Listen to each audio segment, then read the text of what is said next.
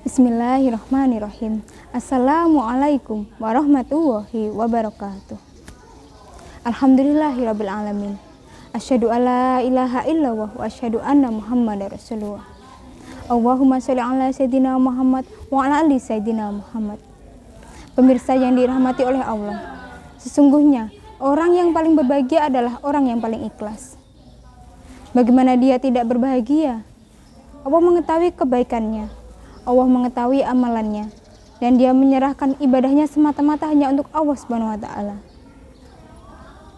Syekh Abdurrahman bin Nasir As-Said dalam kitabnya Al-Wasailul Mufidah lil Hayati Saidah, kiat-kiat untuk meraih kebahagiaan, dia menyebutkan di antara hal yang dapat mendatangkan kebahagiaan yaitu seseorang tatkala berbuat baik kepada orang lain.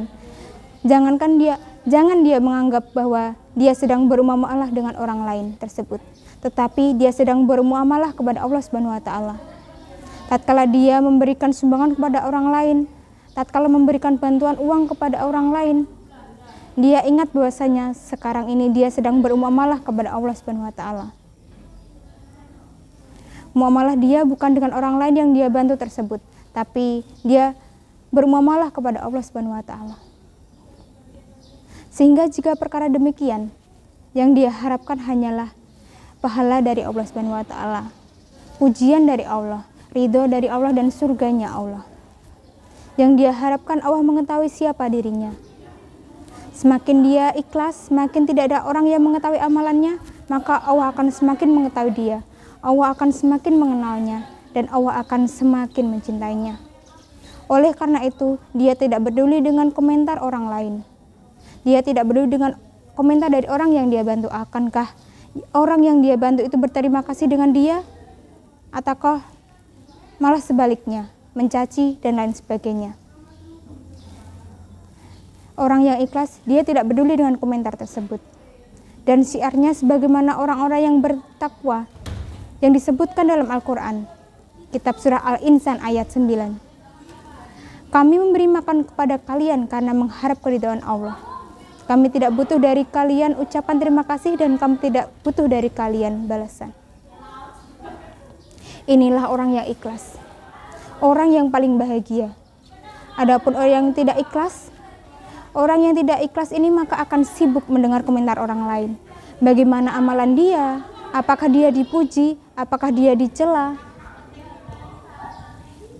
Kalau orang yang ikhlas, dia tidak peduli dengan komentar orang lain. Dia tidak peduli dengan perkataan orang lain.